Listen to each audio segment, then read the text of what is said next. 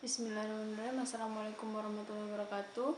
Nama Devi Fitri Elisa, NPM 251030243, Prodi Akuntansi Syariah, kelas A, semester 3.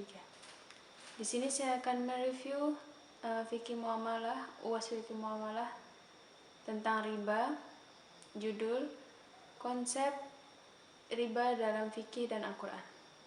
Dibuat oleh I.I. Pandang tahun 2020. Review pertama yaitu tentang pengertian riba. Pengertian riba, menurut terminologi fikih, dalam penambahan khusus yang dimiliki oleh salah satu pihak yang melakukan transaksi tanpa imbalan tertentu. Riba merupakan kelebihan yang tidak disertai dengan imbalan yang telah disyaratkan dalam transaksi jual beli. Menurut Abdul Al-Jaiziri, riba merupakan akad yang terjadi dengan penukaran tertentu, tidak diketahui sama atau tidak sama menurut aturan syar'i, atau terlambat salah satunya. Ditambahkan oleh Muhammad Abduh bahwa riba merupakan penambahan yang diisyaratkan oleh seseorang yang mempunyai harta kepada orang yang meminjam. Disebutkan pengunduran janji, pengembalian, pembayaran dari waktu yang telah ditentukan. Review kedua yaitu tentang jenis-jenis riba. Sesuai dengan konteks pengertian dan pelaksanaan, ada beberapa penggolongan dari riba menurut jenisnya, yaitu riba fadli, riba nasiah, ribayat, dan riba qadli. Riba fadli merupakan sebuah bentuk tambahan yang disyaratkan dalam tukar-menukar barang yang sejenis atau barter dengan tanpa imbalan tambahan. Riba nasiah menurut Syahid Sabiqah merupakan tambahan yang diisyaratkan diambil kembali oleh yang memberikan pinjaman sebagai imbalan penunda pembayaran. Menurut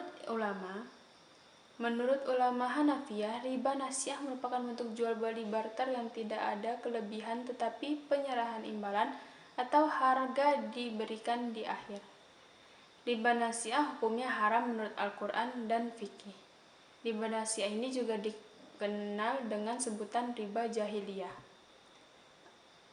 Selanjutnya ribayat. Ribayat adalah kegiatan jual beli atau tukar menukar dengan cara mengakhiri penerimaan kedua barang yang ditukarkan atau salah satu tanpa menyebutkan masanya. Dengan kata lain, jual beli yang dilakukan seseorang sebelum menerima barang yang dibelinya, kemudian dia tidak boleh menjual lagi kepada siapapun sebab barang yang dibeli belum diterima dan masih dalam ikatan. Jual beli yang pertama, dengan kata lain, akad sudah final, namun belum ada serah terima barang. Selanjutnya, riba qadli adalah semua bentuk praktik hutang piutang yang di dalamnya terdapat motif, yaitu motif keuntungan, yang kembali kepada pihak pemberi pinjaman hutang saja atau sekaligus kepada pihak yang berhutang atau muqtarid. Secara substansi, riba qad ini terbagi kategori riba fadli dikarenakan keuntungan yang disyaratkan dalam riba qad adalah bentuk penambahan atau bunga pada salah satu komoditi ribawi. Ayat yang melarang untuk riba salah satunya yaitu ayat Al-Quran. Ayat Al-Quran surat Al-Baqarah ayat 276 yang berbunyi Yamhaqullahu riba wa yarbis shadaqat wallahu la yuhibbu kulla kafarin asim. Yang artinya Allah musnahkan riba dan menyuburkan sedekah, dan Allah tidak menyukai setiap orang yang tetap dalam kekafiran dan selalu berbuat dosa. Yang dimaksud dalam ayat ini ialah dengan menguranginya atau melenyapkan berkahnya, maksudnya menambahkan dan membangkangnya serta melipat gandakan pahalanya. Tidak menyukai setiap orang yang ingkar yang menghalalkan riba, lagi banyak dosa. Orang yang durhaka dengan memakan riba itu hingga akan menerima hukumannya. Pandangan ulama tentang riba bermacam-macam. Ulama sepakat menetapkan riba fadli pada 7 barang seperti terdapat pada nas atau emas, perak, gandum, syair, kurma, garam, dan anggur kering. Pada benda-benda ini adanya tambahan pada pertukaran sejenis adalah diharamkan.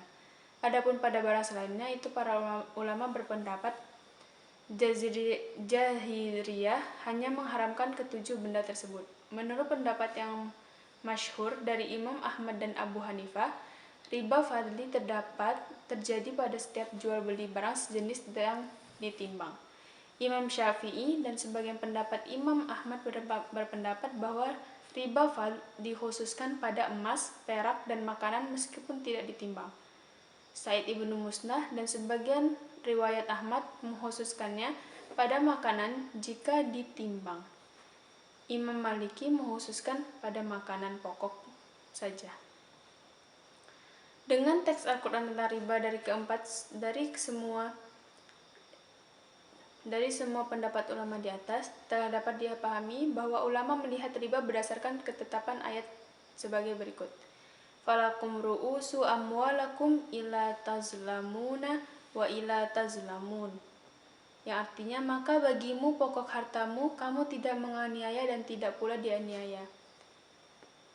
Ayat ini adalah bahwa jika riba tidak dihindari maka akan mengakibatkan keteraniayaan karena adanya pembebanan tambahan dari hutang pokok bagi pemberi riba dan monopoli modal bagi pengambil riba.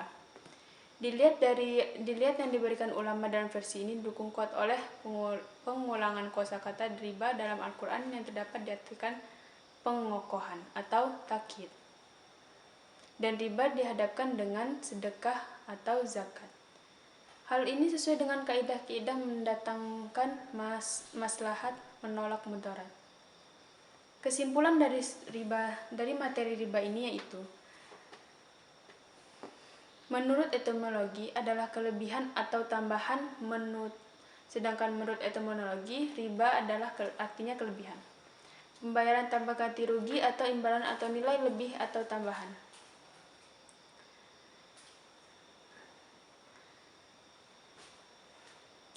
Menurut Imam Syafi'i, makanan adalah dilihat pada segala sesuatu yang bisa dimakan atau memenuhi tiga syarat. Yang pertama, sesuatu yang bisa dikatakan berikut ditunjukkan sebagai makanan atau makanan pokok.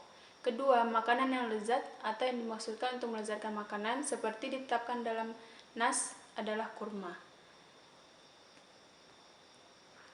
Dan memperbaiki makanan yaitu obat ulama.